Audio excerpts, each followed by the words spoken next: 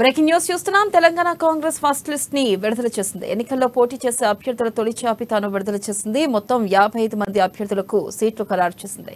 ఇక ఉమ్మడి వరంగల్ 6, నల్గొండ 6, మహబూబ్ నగర్ 8, హైదరాబాద్ 10, రంగారెడ్డి 7, ఆదిలాబాద్ 3, నిజామాబాద్ 3, కరీంనగర్ 7, మెదక్ జిల్లాల్లో 5 స్థానాలకు అభ్యర్థులను ప్రకటించారు. దీనిపై పూర్తి సమాచారాన్ని మనకు అందించడానికి మనతో పాటు సిద్ధంగా ఉన్నారు హరీష్. వారితో మాట్లాడేద్దాం. హరీష్, చెప్పండి, ప్రస్తుతం అక్కడ గాంధీ భవన్ దగ్గర పరిస్థితి ఏంటి? అక్కడ మరి గాంధీ భవన్ లో అప్డేట్స్ ఏంటి హరీష్?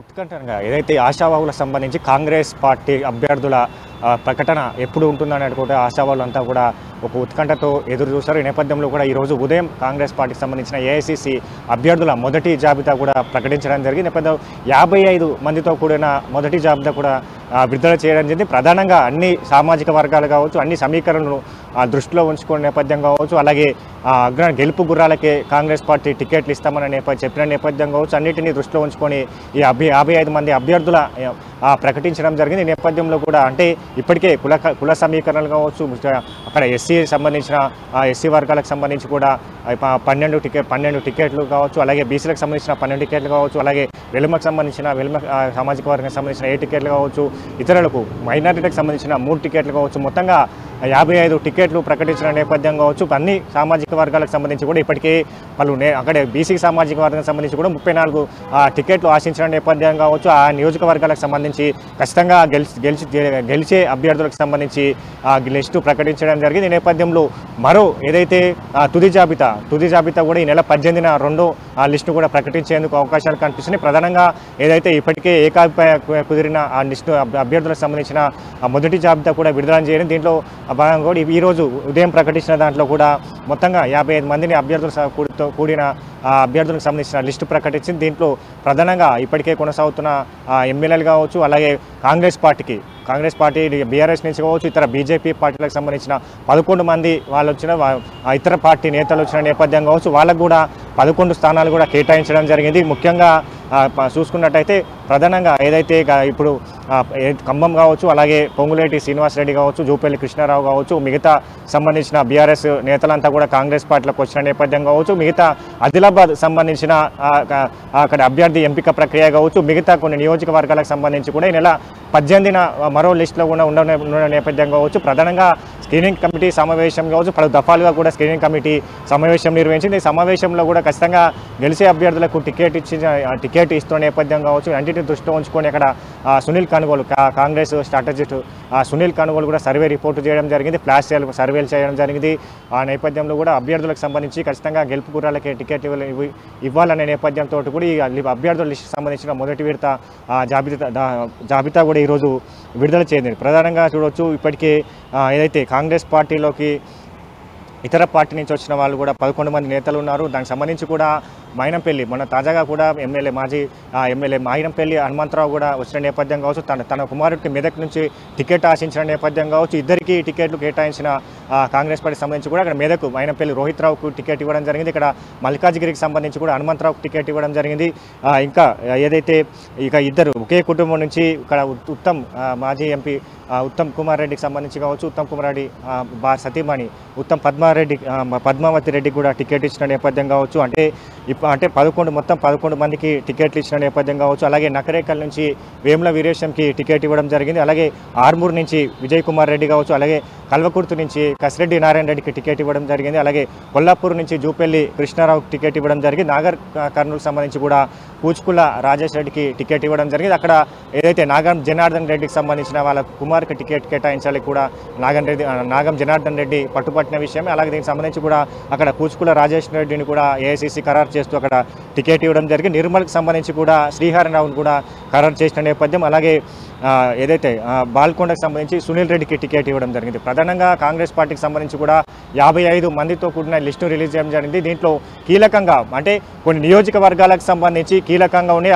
ఆ నియోజకవర్గాలకు సంబంధించి కూడా అక్కడ ముగ్గురేసి అభ్యర్థులు ఉన్నారు, పోటాపోటీ అభ్యర్థులు నేపథ్యం కావచ్చు. దాన్ని అంతటి కూడా అక్కడ బీఆర్ఎస్ సంబంధించి నేతలు వస్తున్న క్రమం కావచ్చు, అలాగే సిపిఐ సిపిఎం లెఫ్ట్ పార్టీల పొత్తు అంశం కావచ్చు. ప్రధానంగా వీటన్నిటిని దృష్టిలో ఉంచుకొని పలు నియోజకవర్గాలకు సంబంధించి కూడా రెండోసారి విడుదల చేసే అవకాశం కనిపిస్తుంది. దానికి సంబంధించి కూడా ఇప్పటికే ఎల్బీనగర్ నియోజకవర్గానికి సంబంధించి కూడా ప్రచార కమిటీ అధ్యక్షుడు మదియాష్కి గౌడ్ టికెట్ ఆశిస్తున్న క్రమం కావచ్చు, అలాగే అక్కడ ఏదైతే మాజీ ఎమ్మెల్యే మల్రెడ్డి రామరెడ్డి ఉన్న నేపథ్యం కావచ్చు, దర్పల్లి రాజశేఖర్ రెడ్డి ఉన్నారు. కాంగ్రెస్ పార్టీ జీహెచ్ఎంసీ 4 లీడర్ కొనసాగుతున్న క్రమం ఉన్నది. అలాగే జక్కిడి ప్రభాకర్ రెడ్డి 4 టికెట్ ఆశిస్తున్న క్రమం కావచ్చు. ఈ నేపథ్యంలో కూడా అక్కడ సంబంధించిన కూడా మరోసారి స్క్రీనింగ్ కమిటీ సమావేశం ఉంటుంది. ఈ సమావేశంలో సంబంధించి కూడా అక్కడ ఏ అభ్యర్థులను ఖచ్చితంగా పెడితే అక్కడ గెలిచే అవకాశాలు ఎక్కువగా ఉండే నేపథ్యంలో వాళ్ళు మరోసారి అక్కడ స్క్రీనింగ్ కమిటీ కావచ్చు, ఇక్కడ సిడబ్ల్యూసీ మెంబర్ సభ్యులు కూడా సమావేశంలో నిర్ణయం తీసుకునే అవకాశం కనిపిస్తుంది. అలాగే ఉస్నాబాద్ సంబంధించి కూడా మాజీ ఎంపీ పొన్నం ప్రభాకర్ గౌడ్ కొనసాగుతున్నారు. అక్కడ ప్రవీణ్ రెడ్డి కూడా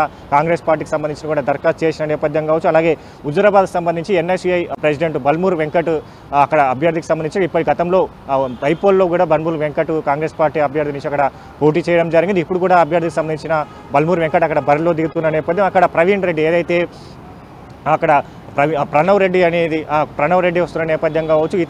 అంటే ఈ గతంలో బీఆర్ఎస్ పార్టీ అత్యంత సన్నిహితంగా ఉన్న కెప్టెన్ లక్ష్మీకాంతారావు తమ్ముడి కొడుకు ప్రణవరావు వాళ్ళకు టికెట్ కేటాయిస్తాడు. ఇద్దరి మధ్యలో కూడా పోటీ నెలకొన్న అంశం కావచ్చు. దీన్ని కూడా మరోసారి చర్చించి నిర్ణయం తీసుకునే అవకాశం కనిపిస్తుంది. అలాగే నిజామాబాద్ సంబంధించి కూడా TPCC working president Mahesh Kumar Goud ఉన్నారు. అలాగే ధర్మపురి సంజయ్, అలాగే ఇరవతి అనిల్ వీళ్ళు ముగ్గురు ఉన్న నేపథ్యం కావచ్చు. వీరిపైన కూడా మరోసారి సమావేశంలో కూడా నిర్ణయం తీసుకునే అవకాశం కనిపిస్తుంది. వరంగల్ ఈస్ట్ నుంచి కొండా సురేఖ బరిలో దిగిన నేపథ్యం కావచ్చు. అక్కడ తాజాగా మాజీ మావోయిస్టు కూడా రావడం నేపథ్యం కావచ్చు. ఇద్దరి మధ్య కూడా మరోసారి సిఈసి నిర్ణయం తీసుకునే అవకాశం కనిపిస్తుంది. అలాగే జూబ్లీ హిల్స్ నుంచి అజారుద్దీన్ ఉన్న నేపథ్యం కావచ్చు. అక్కడ ఏదైతే విష్ణువర్ధన్ రెడ్డి పీజేఆర్ కుమారుడు విష్ణువర్ధన్ రెడ్డి కూడా అక్కడ ఆశిస్తున్న నేపథ్యం కావచ్చు. ఇద్దరి మధ్యలో కూడా పోటీ నెలకొన్న నేపథ్యం కావచ్చు. ఇద్దరికి సంబంధించి కూడా ఏ నియోజకవర్గానికి టికెట్ కేటాయించాలి, జూబ్లీ హిల్స్కి ఎవరికి వెళ్ళి మిగతా ఇంకో వ్యక్తికి ఎక్కడ సర్దుబాటు చేయాల అంశం పైన కూడా మరోసారి సమావేశంలో చర్చకు వచ్చినట్టుగా తెలుస్తుంది. పాలేరు నుంచి కూడా పొంగులేటి శ్రీనివాస్ రెడ్డి కావచ్చు, అలాగే ఖమ్మం నుంచి తుమ్మల నాగేశ్వరరావుకు సంబంధించి కూడా ఇప్పటికే వాళ్ళు ఢిల్లీలో నిన్న రాహుల్ గాంధీతో భేటీ అయిన పరిస్థితి. పాలేరు నియోజకవర్గానికి సంబంధించి కూడా తుమ్మలకు టికెట్ కేటాయించాలని కూడా రాహుల్ గాంధీ చెప్పిన పరిస్థితి. అక్కడ తుమ్మలని ఖమ్మం నుంచి పోటీ చేయాలనే పరిస్థితి కావచ్చు. వీళ్ళిద్దరికి సంబంధించి కూడా రెండో విడత షెడ్యూల్ వచ్చి క్రమం కనిపిస్తుంది. అలాగే ఆదిలాబాద్ నియోజకవర్గానికి సంబంధించి కూడా కంది శ్రీనివాస్ రెడ్డి అక్కడ బరిలో ఉన్నారు. దాంట్లో నేపథ్యం కండ్ర సుజాత కావచ్చు, అలాగే సాజిద్ ఖాన్ డీసీసీ ప్రెసిడెంట్ సాజిద్ ఖాన్ ఉన్న నేపథ్యం కావచ్చు. అక్కడ సమీకరణల దృష్ట్యా కూడా అక్కడ మళ్ళీ ఏదైతే ఫ్లాష్ సర్వేలు చేయడం జరిగింది. దాంట్లో ఈ నేపథ్యంలో అక్కడ టికెట్ అంశాలపైన ఇప్పటికే ఖరారైనట్టుగా తెలుస్తుంది. ఒకే అభ్యర్థికి సంబంధించిన లిస్టులో ఒకే పేరు ఉండే విధంగా కూడా స్క్రీనింగ్ కమిటీ సిఈసికి ఇచ్చిన నేపథ్యం కావచ్చు. ఈ ఆదిలాబాద్కి సంబంధించిన టికెట్ అంశం పైన కూడా ఈ నెల 18న విడుదలయ్యే అవకాశం కనిపిస్తుంది. ప్రధానంగా కాంగ్రెస్ పార్టీకి సంబంధించి కూడా ముఖ్యంగా 55 మంది అభ్యర్థులను ప్రకటించిన నేపథ్యం కావచ్చు. ఖచ్చితంగా అధికారమే లక్ష్యంగా వెళ్తున్న కాంగ్రెస్ పార్టీకి అభ్యర్థుల ఎంపిక ప్రక్రియ నుంచి కావచ్చు, అలాగే సర్వేల నుంచి కావచ్చు, ముఖ్యంగా అధికారమే లక్ష్యంగా వెళ్తున్న కాంగ్రెస్ పార్టీ దీనికి సంబంధించి కూడా పూర్తిగా కసరత్తు చేసింది. బరిలో దిగే అభ్యర్థులకు సంబంధించి బీఆర్ఎస్ పార్టీ అభ్యర్థులకు ధీటైన అభ్యర్థులను బరిలో నిలిపే విధంగా కూడా కసరత్తులు మొదలెట్టింది.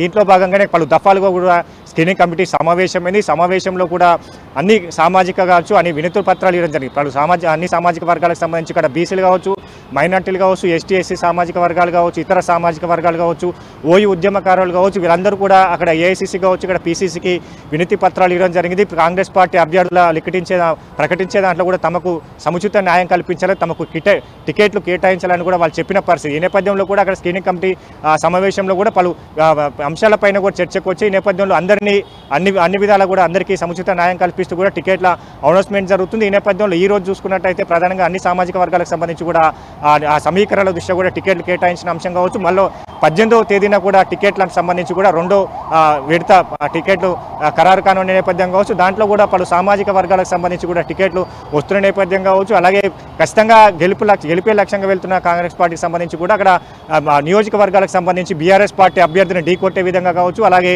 ఖచ్చితంగా గెలుపు గుర్రాలకే కాంగ్రెస్ పార్టీ టికెట్ ఇస్తున్న నేపథ్యం కావచ్చు. దాంట్లోనే ఈ సమీకరణను కూడా దృష్టిలో పెట్టుకునే నేపథ్యం కావచ్చు.